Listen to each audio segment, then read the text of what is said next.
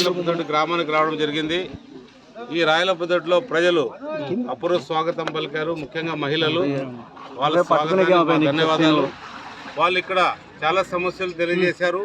మాకు రోడ్లు బాగలేవు, అలాగే మాకు ఇంటి స్థలాలు లేవని, అలాగే ఇంటి పట్టాలు లేదా అలాగే పెన్షన్స్ కూడా తక్కువ ఉన్నాయి, రావట్లేదు సరిగాని.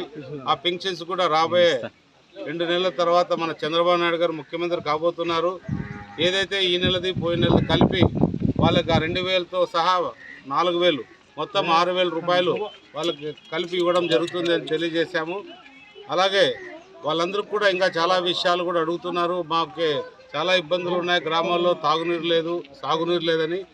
వాళ్ళకి ఈ ప్రాంతంలో నిజంగా సాగునీరు చాలా అత్యవసరం. మనకి ఏదైతే మన ప్రాంతానికి జీవనాడిగా ఉందో భైరవానికి ప్రాజెక్ట్ని ఆ ప్రాంతంలో వాళ్ళకి చెప్పడం జరుగుతుంది రాబోయే 2 సంవత్సరాల్లో. ఎందుకంటే వీళ్ళకి గ్రావిటీ ఫోర్స్లో నీళ్ళు వస్తాయి కాబట్టి ఇంకొక 6 నెలలు ముందుగానే కంప్లీట్ చేసుకోవచ్చు. కాబట్టి 2 సంవత్సరాలని చెప్తున్నా, వేరే చోట్ల 2.5 సంవత్సరాలను తెలియజేయడం జరిగింది.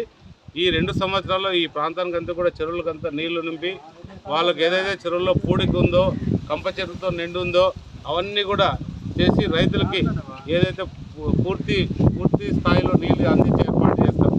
అలాగే ఏదైతే చెరువుల్లో పూడికి ఉందో ఆ రైతులకి వెసులుబాటు కల్పిస్తాం.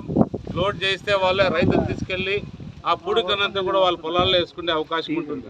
ఎందుకంటే ఇప్పుడున్న జగన్ రెడ్డి గవర్నమెంట్ కనీసం ఆ పూడికను కూడా అమ్ముకుంటుంది. అలా కాకుండా రైతులు పొలాల నుంచి వచ్చిన పూడికి కాబట్టి అది రైతులకే చెందేటట్టు, రైతులే మరీ దాన్ని తిరిగి తోలుకుండేటట్టు ఆ ఏర్పాటు కూడా చేస్తానని చెప్పడం జరిగింది. కాబట్టి ప్రతి ఒక్కరు కూడా ప్రజలు విశ్వాసంతో ఉన్నారు. రాబోయే మే 13వ తారీఖు వాళ్ళందరూ కూడా కలిసికట్టుగా చెప్తున్నారు. అందరం కూడా ఎమ్మెల్యే అభ్యర్థిగా నాకు, ఎంపీ అభ్యర్థిగా బోయ అంబికాల ఇద్దరికి కూడా వాళ్ళు సైకిల్ గుర్తు కొట్టేస్తామని చెప్తున్నారు. అత్యధిక మెజార్టీతో గెలిపిస్తామంటున్నారు. కాబట్టి ఏదైతే రాయలపుదొడ్డి గ్రామంలో వచ్చామో ఇంకా చాలా సమస్యలు అడిగాయి. ఎన్నికల నియమావళిని దృష్టిలో పెట్టుకుని అవన్నీ కూడా ఎన్నికల తర్వాత చూస్తామని తెలియజేయడం జరిగింది. కాబట్టి వాళ్ళందరికీ ఇంకా చాలా సౌకర్యాలు కూడా కావాల్సిన అవసరం ఉంది. చాలామంది బాధతో పడుతున్నారు, వ్యాధులతో పడుతున్నారు, చాలామందికి వ్యాధులు ఉన్నాయి.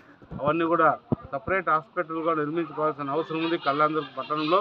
అది కూడా నిర్మించి ప్రజల కోసం సౌకర్యార్థం ప్రజల కోసం ఏర్పాటు చేసే అవకాశం చేస్తారని తెలియజేస్తుంది.